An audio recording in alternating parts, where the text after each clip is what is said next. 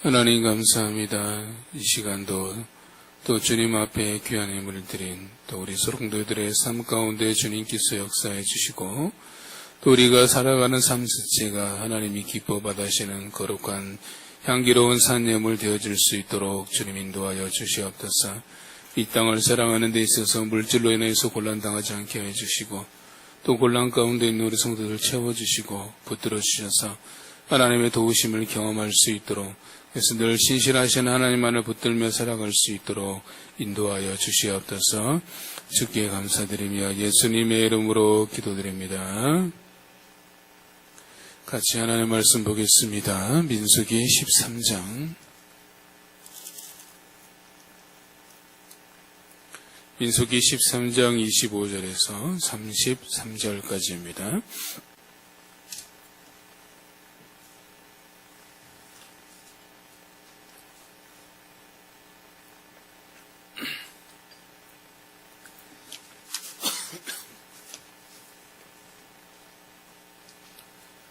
민수기 13장 25절에서 33절 찾으셨으면 한 절씩 교독하도록 하겠습니다. 제가 먼저 읽습니다. 40일 동안 땅을 정탐하기를 마치고 돌아와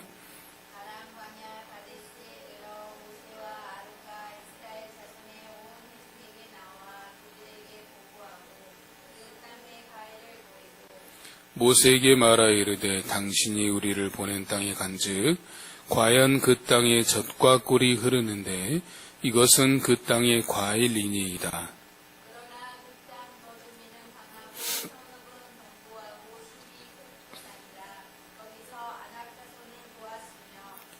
아말렉인은 남방 땅에 거주하고 헷인과 여부스인과 아모리인은 산지에 거주하고 가나안인은 해변과 요단가에 거주하더이다.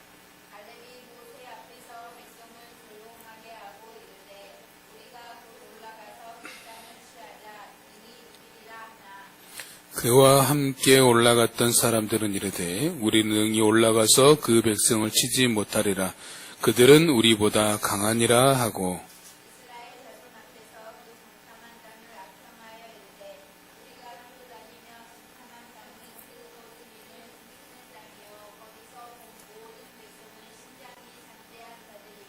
같이 읽습니다. 거기서 네피롬 후손인 아낙 자손의 거인들을 보았나니 우리는 스스로 보기에도 메뚜기 같으니 그들 보기에도 그와 같았을 것이니라. 아멘. 2016년 리우 올림픽 때 펜싱 선수였던 박상영 선수가 있습니다.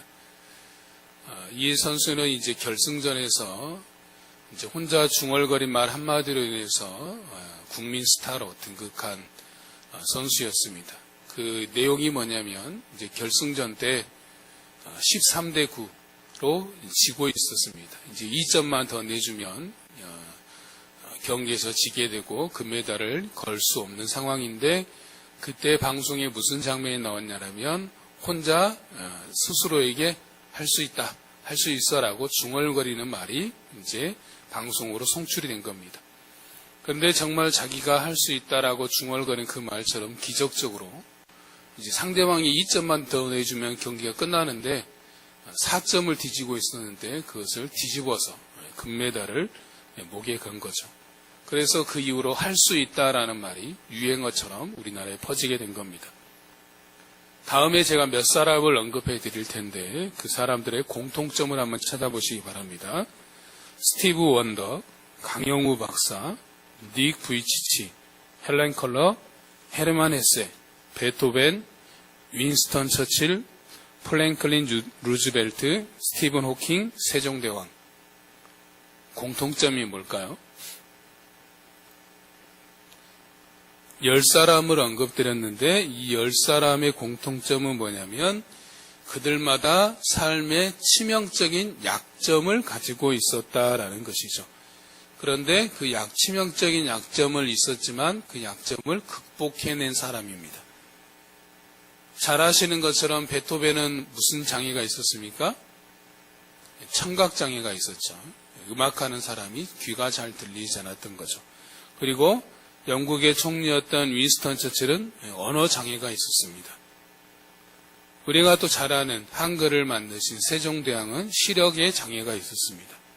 그래서 세종대왕은 이제 죽기 전, 승하하기 전 8년 전부터는 거의 앞이 보이지 않을 정도로 시력이 안 좋았다라고 이야기합니다. 우리는 살면서 수많은 많은 환경과 어려움들을 접하며 살게 됩니다. 어떤 사람이 지금까지는 자신 앞에 닥쳐진 예기치 못한 상황 가운데 있을 때, 그 어려움을 맞이했을 때 어떻게 대처하느냐에 달려있다라고 볼 수 있습니다.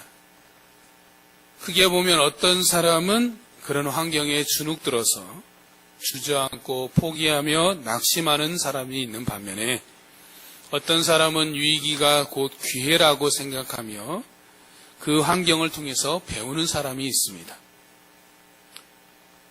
우리 성도님들 어떻습니까? 여러분의 예기치 못한 환경 앞에 주눅들어 주저앉는 사람입니까? 아니면 오히려 그것을 삶의 배움의 기회로 삼고 전진하는 사람입니까?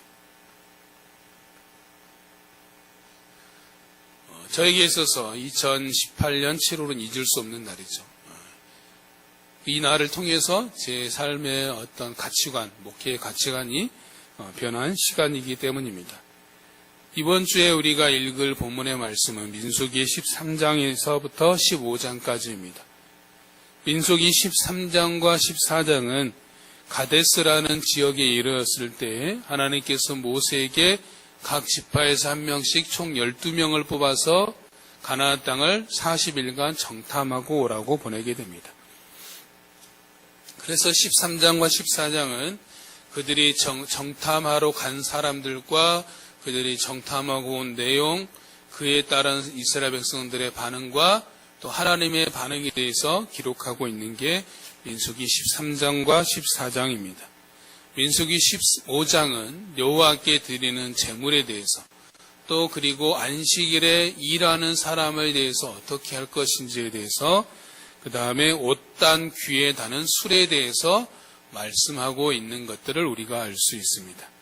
오늘 우리가 이제 살펴볼 본문은 흔히 가데스 바네아 사건이라고 말하고 있는 이스라엘 백성의 광야 생활의 가장 중요한 분기점이 된 사건입니다. 다시 말씀드리면 모세가 하나님의 명령에 따라서 각 지파에 한 명씩 총 12명을 뽑아서 가나안 땅을 정탐하고 오라고 합니다.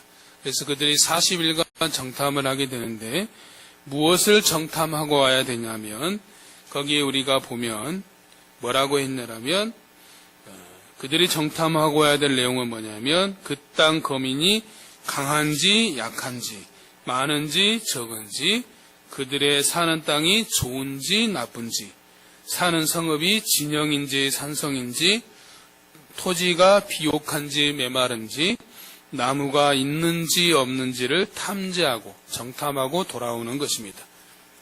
그들이 40일간 그 땅을 정탐하고 와서 모세와 아론과 이스라엘 자손의 온 회중 앞에 나아가서 보고를 하였죠. 뭐라고 보고를 하였냐면 당신이 우리를 보낸 그 땅에 가서 본즉 과연 그 땅은 젖과 꿀이 흐르는 땅입니다.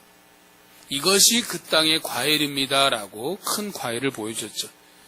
그러나 그 땅 거주민은 강하고 성읍은 견고하고 심이 클 뿐만 아니라 심지어 우리는 거기서 거인 자손인 아낙 자손도 보았습니다. 그들은 남방 땅, 산지, 해변과 요단가에 거주하고 있습니다. 그 땅은 거주민을 삼키는 땅이요 거기서 본 모든 백성은 신장이 장대하였습니다라고 악평을 한 것입니다.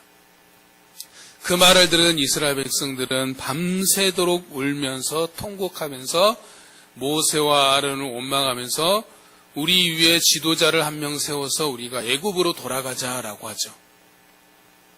그러자 10명을 제후한 여호수아와 갈렙이 아니다. 우리가 그들을 거역하지 말자.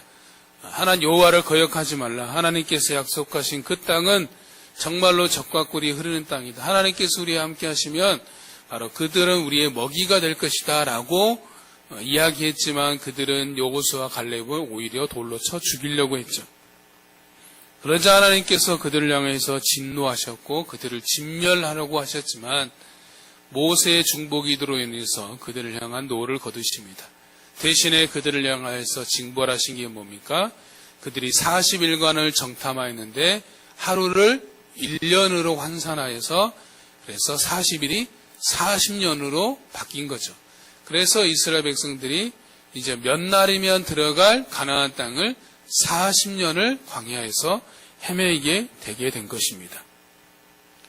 오늘 이 가데스 바네아 사건을 통해서 우리가 생각해 볼 것은 뭐냐면 우리의 삶에 예기치 않는 어려움이 찾아왔을 때 또 알 수 없는, 정복할 수 없는 어떤 삶의 어려움이 찾아왔을 때 우리가 어떻게 해야 되는지에 대해서 생각해 보고 적용하고자 하는 것입니다.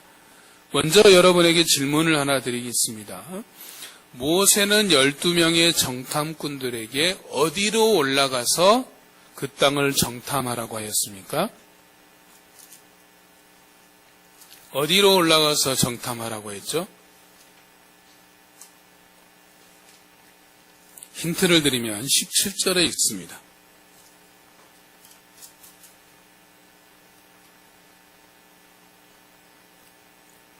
17절에 보면 어디로 올라가 되고 있죠? 네겝 길로 행하여 산지로 올라가서라고 말하고 있죠. 자, 그렇다면 모세가 그들에게 산지로 올라가라라고 한 까닭은 무엇이겠습니까? 왜 산지일까요? 그리고 이 산지는 어디를 말하는 것이겠습니까?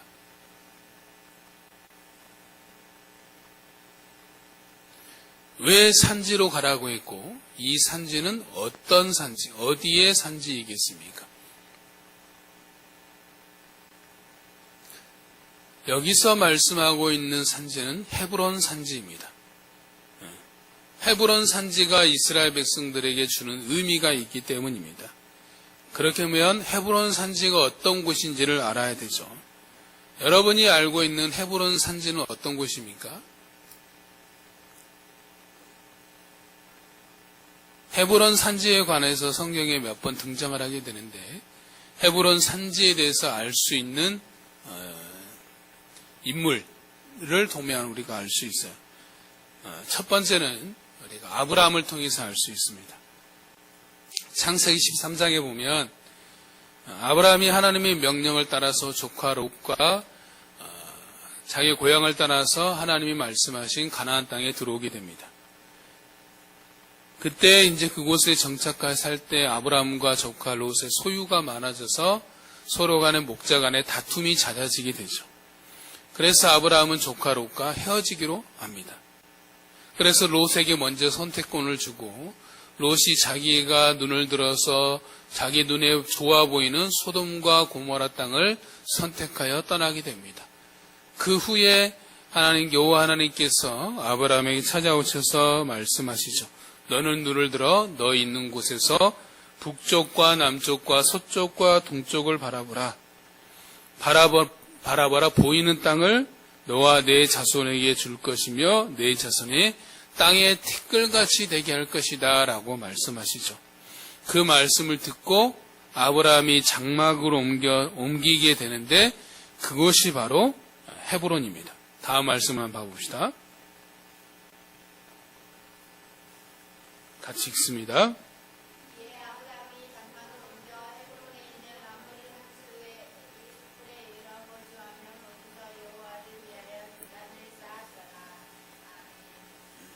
하나님의 말씀을 듣고 장막을 옮긴 것이 바로 헤브론이었다라는 거죠. 그 다음으로 이제 알 수 있는 사람이 다윗입니다. 다음 말씀 한번 봐봅시다. 같이 읽습니다.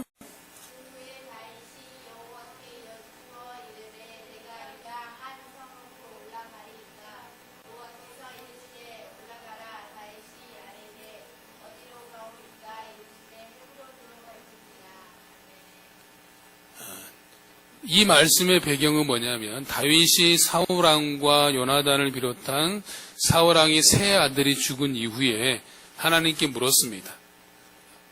제가 어디로 이제 올라가야 되겠습니까? 라고 물었을 때 하나님께서 헤브론으로 가라라고 말씀하시죠. 그래서 헤브론은 다윗이 유다 왕으로 7년 반 동안 있었던 그 기간 동안에 수도, 성읍이 되는 것입니다. 그러면 헤브론은 어떤 의미가 있는 도시냐라는 것을 보면 김진삼 박사님은 그렇게 말했어요. 헤브론은 이스라엘에게 장소적 원점을 말하는 것이다 라고 했어요. 그래서 헤브론으로 올라간다는 건 뭐냐면 원점으로 돌아간다라는 거예요. 즉 헤브론으로 간다라는 것은 원점으로 돌아간다.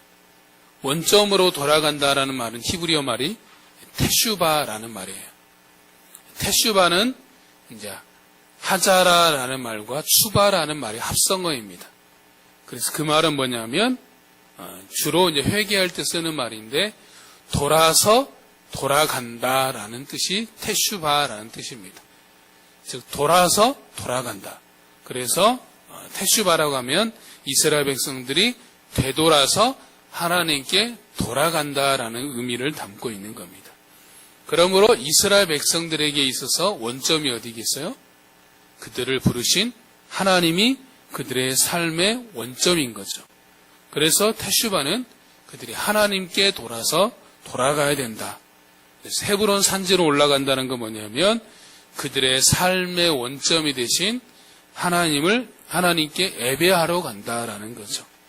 그래서 헤브론 산지로 가서 보라는 것은 그들이 하나님을 예배하는 예배처를 보는 것이고, 그들이 이제 또 헤브론 산지로 가서 가나안 땅을 정탐하라는 것은 이제 그 땅에 들어가서도 그들의 원점인 하나님을 예배할 것, 하나님만을 섬기고 하나님을 예배하는 삶을 살아야 될 것임에 대해서 말씀하고 있는 것입니다. 두 번째로 생각해 볼 것은 가나안 땅을 정탐하고 온 10명의 정탐꾼들의 보고의 내용을 우리가 다시 한번 보면, 그들이 40일간 정탐을 하고 난 후에 뭐라고 보고했습니까? 27절과 28절을 다시 한번 보면 27절에서는 뭐라고 했어요? 당신이 우리를 보낸 땅에 간즉 젖과 꿀이 흐르는데 이것은 그 땅의 과일은입니다. 거기서 그치는 것이 아니라 그 다음에 반전이 일어나죠. 28절에 뭐라고 시작합니까? 그러나 라고 말하죠.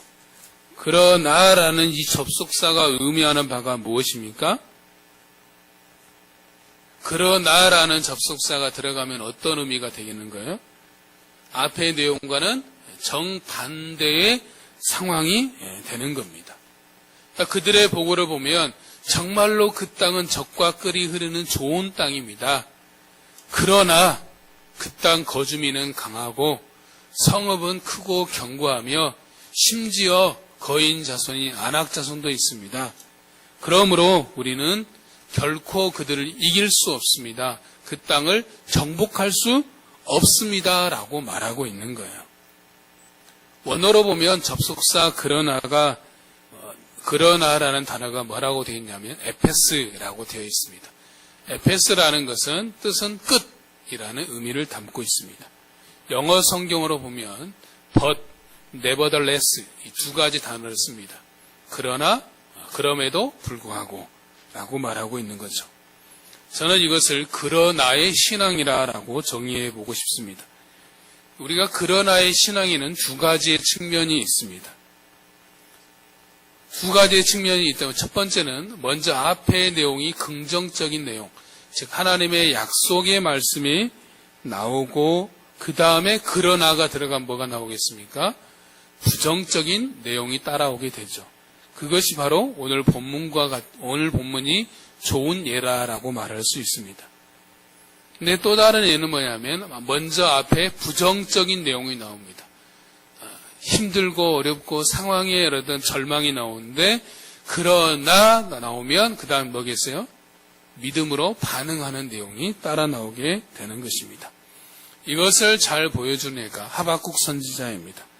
우리가 하박국서 3장 17절과 18절을 찾아보겠습니다.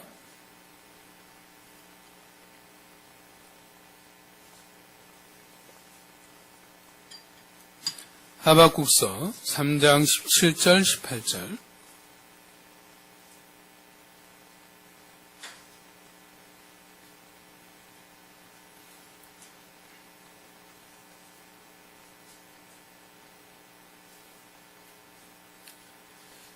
같이 읽습니다.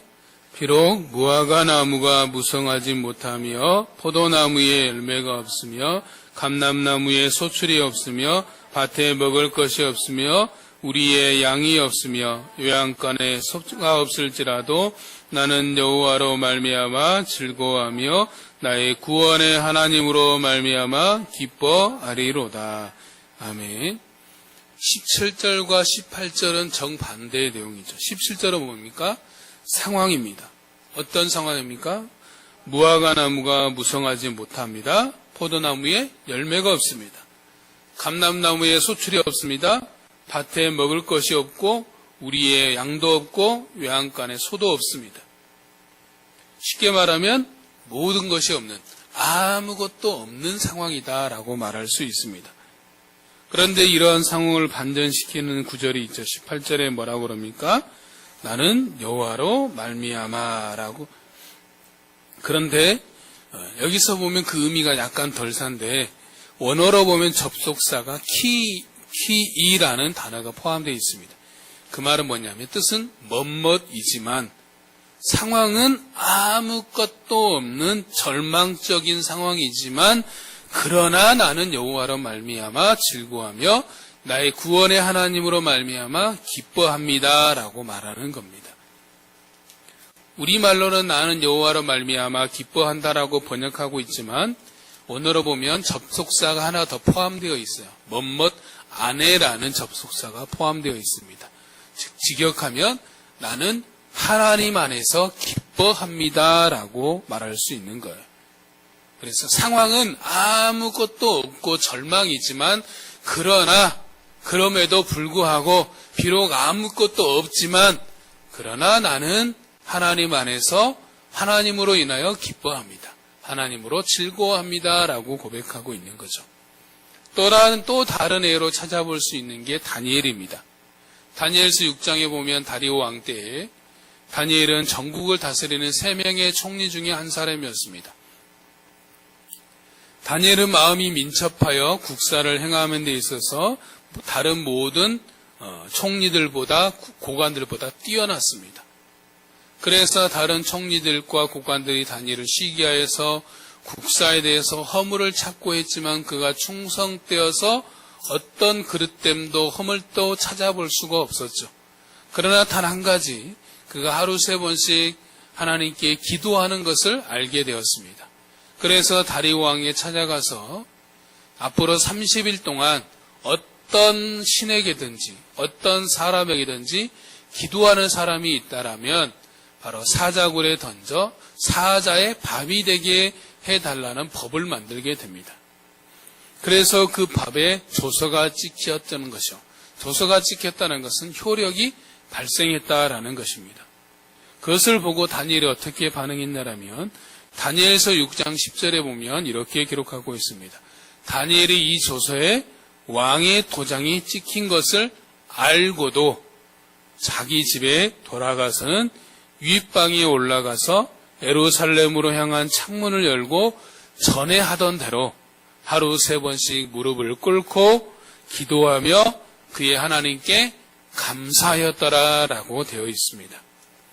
다니엘이 처한 상황이 뭡니까? 이제 기도하면 사자의 밥이 되어 죽는 상황입니다. 그러나 다니엘은 전에 하던 대로 하루 3번씩 예루살렘을 향하여 무릎을 꿇고 하나님께 기도하며 감사한 것입니다. 다니엘이 기도하면 죽는 그런 상황 가운데서도 전에 하던 대로 다니엘이 그렇게 기도하며 감사할 수 있었던 이유가 무엇인가를 우리가 다음 구절이 잘 보여주고 있습니다. 말씀을 보겠습니다.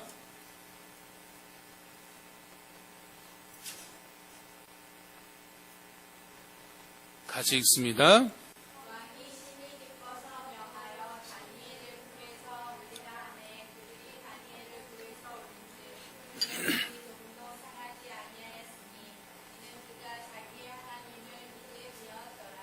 아멘.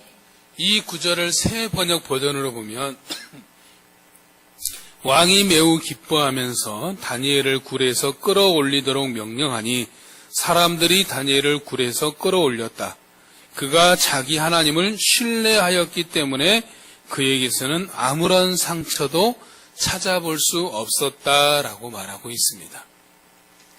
다니엘이 죽지 않았던 이유는 하나님을 신뢰하였다. 하나님을 믿었기 때문이다라는 거죠. 자, 하박국과 다니엘의 상황을 보면서 이런 공식을 하나 만들어 볼 수 있습니다. 다음 보십니다.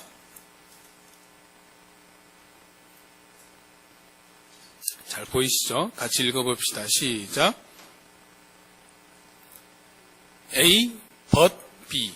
가운데 가로는 읽지 마시고 A, but B. A는 뭡니까? 내가 처한 상황. 그 다음에 그러나 but. 그 다음 B는 뭡니까? 그 상황에 따른 나의 반응. 믿음의 반응이죠. 그러니까 A는 뭐냐면 우리 앞에 펼쳐질 수 있는 내가 예기치 못하는 삶의 여러 가지 상황들이에요.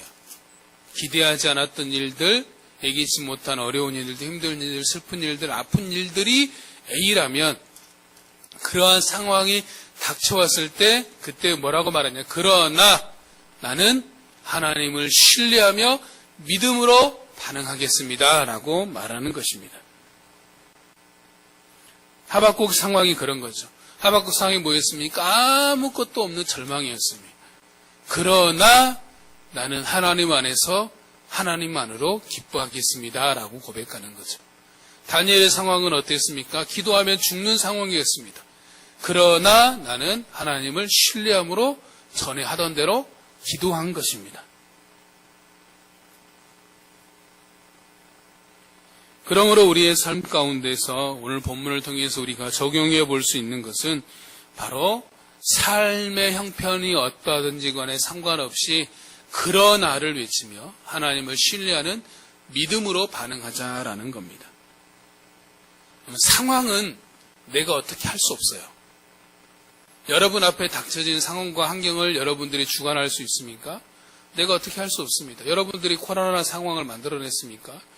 예기치 못하게 갑자기 코로나라는 게 찾아왔고 갑자기 내 삶에 어려움이 찾아왔고 갑자기 예기치 못한 슬픔이 찾아왔고 고통이 찾아왔고 어려움이 찾아왔죠. 그러한 상황은 내가 어떻게 통제할 수 있는 것이 아닙니다. 그러나 그 상황에 대한 반응은 내가 선택할 수 있는 거예요. 상황은 어떻게 할 수 없지만 반응은 선택할 수 있어요. 어떤 반응을 할 수 있느냐? 그 반응에 절망하거나 그러나 또 믿음으로 반응하거나 둘 중에 하나라는 것이죠. 그래서 우리가 A, but B라는 건 뭐냐면 상황은 이러할지라도 그러나 나는 하나님을 신뢰함으로 믿음으로 반응하겠습니다. 라고 우리가 선택하는 것입니다. 그래서 이렇게 정의할 수 있습니다.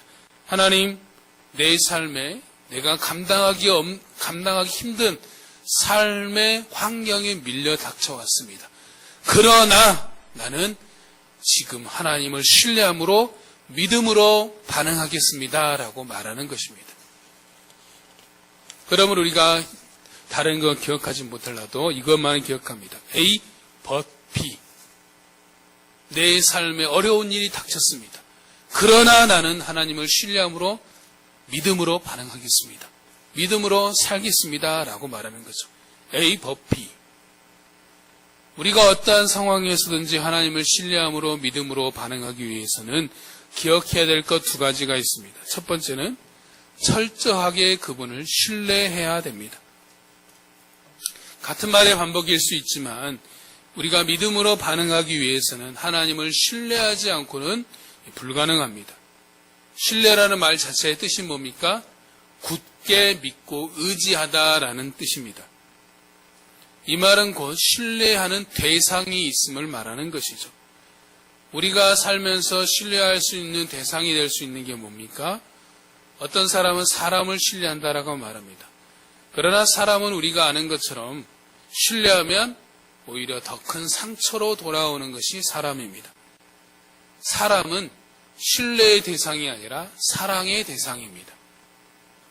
또 두 번째는 우리나라 사람들이 요즘 가장 좋아하고 있는 돈, 물질이죠. 돈은 우리가 살아가는 삶에 있어서 필수 요소이긴 합니다. 그러나 돈은 필요 요소는 되지만 우리의 돈이 삶의 모든 것이 되거나 신뢰할 만한 대상은 될 수 없습니다. 돈을 신뢰하게 되면 반드시 그에 따른 상처로 되돌아오게 되는 것들을 보게 되죠. 그렇게 따지면 돈이 신뢰의 대상이 된다라면 돈 많은 사람이 무조건 행복해야 되는데 그렇지 않다라는 것은 우리도 쉽게 찾아볼 수 있습니다. 그 외에도 명예나 권력이나 인기나 뭐가 어떤 것을 넣어도 마찬가지이죠. 신뢰하는 대상이 되기 위해서는 변하지 않아야 됩니다. 믿을 수 있어야 되고 신실해야 되는 거죠. 이러한 존재는 우리가 믿는 우리 하나님이 유일하다라고 볼 수 있습니다. 우리 하나님은 믿을 수 있는 분이며 신뢰할 수 있는 분이며 신실하신 분이시기 때문에 그러므로 우리 하나님만이 유일한 우리의 신뢰의 대상이 되신다라는 것입니다. 하나님을 신뢰하는 자와 하나님을 신뢰하지 않는 자의 모습을 오늘 본문에서 대조하여서 잘 보여주고 있습니다. 오늘 본문에서 하나님을 신뢰하지 않는 자들의 모습이 누구입니까? 바로 10명의 정탐꾼들을 비롯한 이스라엘 백성들입니다. 여호수아와 갈렙을 제외한 다른 10명의 정탐꾼들이 그 땅을 보고 와서 한 보고를 보면 그 땅은 정말로 젖과 꿀이 흐르는 땅이 맞습니다. 그러나 그곳 거주민은 강하고 성읍은 크고 견고합니다. 그리하여서 우리는 그들을 이길 수 없습니다. 정복할 수 없습니다. 라고 말하는 거죠. 그러나 이러한 보고들이 담고 있는 의미가 뭐냐면 민수기 14장 11절에 보면 하나님께서 그들을 향하여서 이렇게 말씀하십니다. 백성이 어느 때까지 나를 멸시하겠느냐? 내가 그들 중에 많은 이적을 행하였으나 어느 때까지 나를 믿지 않겠느냐라고 말하는 거죠. 그들의 보고는 하나님을 멸시하는 것이었고 하나님을 믿지 못하는 불신이었다라는 거죠. 하나님을 신뢰하지 못하는 자들은 자신을 어떻게 바라봅니까? 오늘 본문 33절에 보면 그들을 어떻게 바라보고 있습니까? 우리는 스스로 보기에도 뭐와 같다? 메뚜기와 같다라고 말하고 있습니다. 자신을 메뚜기와 같은 초라하고 하잘 것 없는 존재라고 보고 있는 겁니다.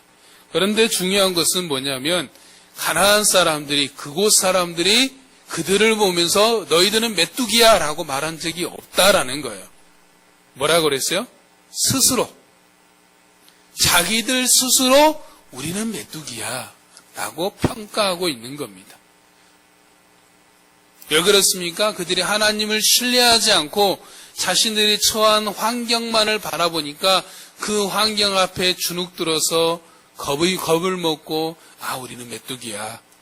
우리는 메뚜기와 같이 하잘 것 없고 보잘 것 없는 그래서 메뚜기가 어떻게 저 거인들을 이기겠어? 라고 말하고 있는 것입니다.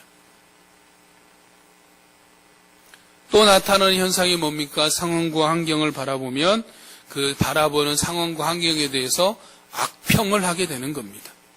오늘 본문에 보면 32절에 보면 뭐라고 있죠?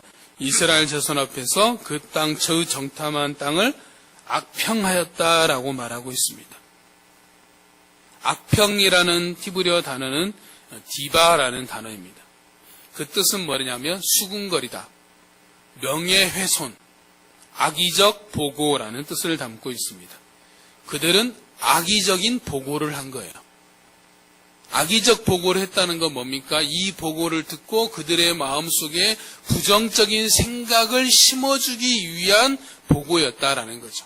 할 수 없다, 이길 수 없다, 점령할 수 없다라는 것을 그들에게 심어주기 위한 악의적 보고였다라는 것을 말하고 있는 겁니다. 그래서 어떻게 보면 그들의 보고는 실제로 그들이 보고 왔던 것보다 더 과장되어서 보고했을지도 모른다라는 것이죠. 삶을 살다 보면 어떤 것에 대해서, 어떤 상황과 환경에 대해서 내 입술에서 악의적인 보고, 즉 악평이 나온다라면, 불평이 터져 나온다라면 그것은 무엇을 말하냐면 내가 하나님을 신뢰하는 대신에 상황과 환경을 바라보고 있다라는 증거가 되는 겁니다. 우리도 그럴 수 있습니다. 내 앞에 펼쳐져 있는 상황과 환경만을 바라보면 그 상황과 환경 앞에 서 있는 내 자신은 메뚜기처럼 초라하고 보잘것없는 존재로 보이게 될 것입니다. 그리고 그것에 대해서 악평을 하게 될 것입니다. 그러나 우리가 기억할 것은 하나님은 우리를 메뚜기와 같은 존재로 창조하지 않으셨습니다. 이사야 43장에 보면 우리는 그분 보시기에 보배롭고 존귀한 존재다라고 말씀하고 있는 겁니다. 우리는 메뚜기와 같은 자가 아니라 보배롭고 존귀한 존재입니다. 누가 우리에게 메뚜기와 같다라고 말한다면, 환경이 너는 메뚜기와 같은 자라고 말하면 담대하게 그러나 나는 메뚜기가 아니라 보배롭고 존귀한 자라라고 말할 수 있어야 됩니다. 반면에 하나님을 신뢰하며 나아간 사람이 누구입니까? 여호수아와 갈렙입니다. 다른 10명의 정탐꾼들이 악평을 할 때 여호수아 갈렙은 뭐라고 있습니까? 여호수아서 14장 9절에 보면 뭐라고 말하고 있냐면 14장 8절과 9절에 보면 그렇게 말합니다. 여호와께서 우리를 기뻐하시면 우리를 그 땅으로 인도하여 들이시고 그 땅을 우리에게 주시리라. 이는 과연 적과 끓이 흐르는 땅이니라. 다만 여호와를 거역하지는 말라. 또 그 땅 백성을 두려워하지는 말라. 그들은 우리의 먹이라. 그들의 보호자는 그들에게서 떠났고 여호와는 우리와 함께 하시느니라 라고 말하고 있습니다. 정말로 그 땅은 하나님께서 허락하신 적과 꿀이 아름다운 땅입니다. 하나님이 우리와 함께 하시기 때문에 그들을 두려워할 필요 없습니다. 겁낼 필요 없습니다. 하나님 우리와 함께 하시니 그들은 우리의 먹이가 될 것입니다 라고 말하고 있는 것이죠. 똑같은 것을 40일 동안 보고 왔는데 그들의 보고가 달라진 까닭은 무엇입니까?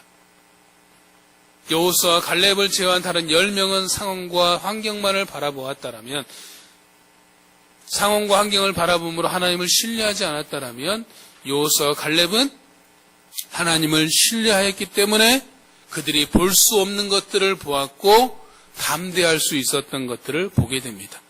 다음 말씀 봐봅시다. 같이 읽습니다.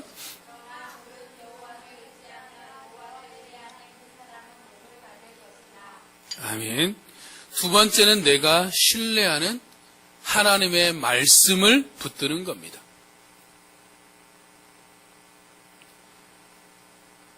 우리가 믿음으로 반응하기 위해서는 먼저는 하나님을 신뢰한다고 했는데, 하나님을 신뢰한다는 건 뭐와 같냐면 하나님의 말씀을 붙드는 겁니다. 하나님을 신뢰할 수 없으면 그분이 하신 말씀 또한 신뢰할 수 없는 거죠. 하나님의 말씀을 신뢰한다는 것은 하나님께서 말씀하신 대로 이루시는 신실한 분이심을 내가 믿는 것입니다. 다음 말씀 봐봅시다. 같이 읽습니다. 하나님의 말씀은 살아있고 활력이 있어 사후의 날선 어떤 것보다도 예리하여 손과 영과 및 관절과 골수를 찔러 쪼개기까지 하며 또 마음의 생각과 뜻을 판단하니. 아멘. 이 말씀을 이제 새 번역 버전을 보면 이렇습니다. 하나님의 말씀은 살아있고 힘이 있어서 어떤 양날 칼보다 더 날카롭습니다. 그래서 사람 속을 꿰뚫어 혼과 영을 갈라내고 관절과 골수를 갈라놓기까지 하며 마음에 품은 생각과 의도를 밝혀냅니다 라고 했습니다. 간단히 정리하면 하나님의 말씀은 사람을 변화시킵니다. 사람이 사람을 변화시킬 수 있는 게 아니에요. 책도 사람의 변화에 일조하지만 근본적인 사람의 변화는 바로 하나님의 말씀에 있습니다. 바로 살아있는 하나님의 말씀이 사람을 변화시키는 겁니다. 그러면 살아있는 하나님의 말씀이 자신을 변화시키는 것을 어떻게 경험할 수 있는가? 바로 성경을 살아계신 하나님께서 지금 나에게 하시는 말씀으로 신뢰함으로 받아들이는 겁니다. 말씀을 대할 때 살아계신 하나님께서 지금 나에게 하시는 말씀으로 내가 신뢰할 때 그 말씀이 내 안에 살아 역사하시는 하나님의 말씀이 될 수 있는 것이죠. 신뢰함으로 받아들이고 내 삶을 변화시키는 성령을 의지함으로 그 말씀을 붙들고 살아갈 때 그 말씀이 내 삶을 변화시키는 겁니다. 말씀의 결론을 내리면서 우리가 오늘 기억해야 할 게 뭡니까? 공식 A, but B. A는 뭡니까? 상황. 그러나 그 상황에 대해서 but, 그러나 나는 믿음으로 하나님을 신뢰함으로 반응하겠습니다 라고 말하는 거죠. 우리의 삶에 이기지 못한 아픔, 고통, 슬픔이 닥쳐왔습니다. 그러나 나는 하나님을 신뢰함으로 믿음으로 반응하겠습니다. 마지막으로 우리가 다윗의 모습을 보면서 마무리하도록 하겠습니다.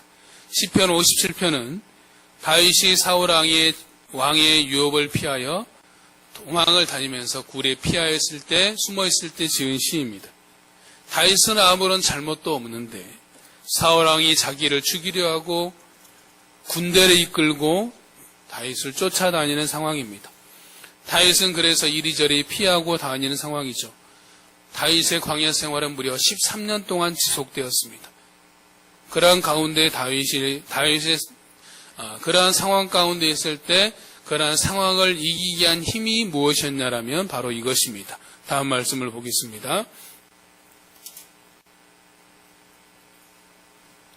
같이 읽습니다. 하나님이여 내 마음이 확정되었고 내 마음이 확정되었사오니 내가 노래하고 내가 찬송하리이다.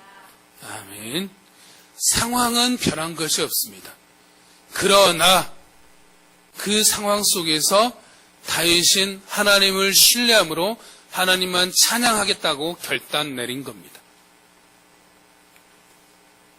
우리를 둘러싼 상황은 시시각각 변하게 될 것입니다.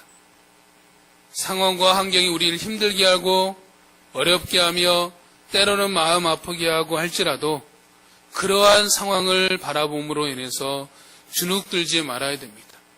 그러한 상황이 닥쳐올 때 선포해야 됩니다. 그러나 나는 하나님을 신뢰함으로 믿음으로 반응하겠다. 믿음으로 살겠노라고 담대함에게 외치며 나아가는 저와 우리 모든 성도님 되시기를 주의 이름으로 축복합니다. 우리 찬양하겠습니다.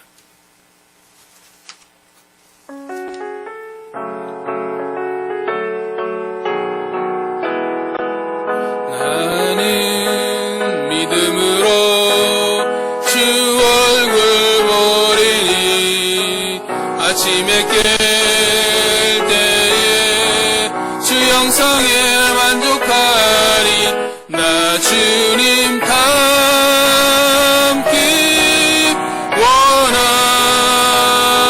원하네 믿음으로 주 얼굴 보리라 나는 믿음으로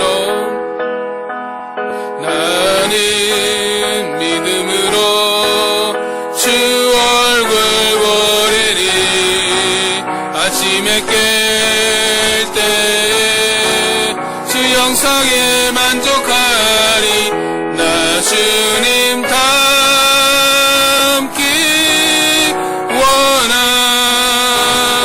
원하네 믿음으로 주 얼굴 보리라. 기도하겠습니다. 하나님 감사합니다.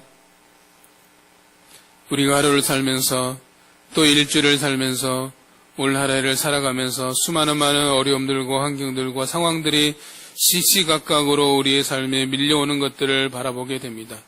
때로는 감당하기 어렵고 때로는 그 삶의 무게 앞에 주저앉고 싶고 또 포기하고 싶을 때가 찾아올 때가 있습니다. 그때마다 그러나 나는 하나님을 신뢰하며 믿음으로 살아가겠더라고 담대하게 외치며 살아갈 수 있는 우리의 삶이 될 수 있도록 인도하여 주시옵소서. 어떤 삶의 환경이 밀려올지라도 그러나 나는 하나님을 신뢰합니다. 그러나 나는 하나님을 믿는 믿음으로 반응하겠습니다라고 외치며 나아갈 수 있는 믿음을 우리에게 더하여 주시옵소서. 지금은 우리 주 예수 그리스도의 은혜와 하나님이 크고 무한하신 사랑과 성령님의 감화 감동 교통하심이 어떠한 상황이 올지라도 그러나 나는 하나님을 신뢰함으로 믿음으로 살겠노라고 믿음으로 반응하겠노라고 고백하는 우리 사랑하는 모든 성도들 머리 위에 지금부터 영원까지 항상 함께 있을지어다.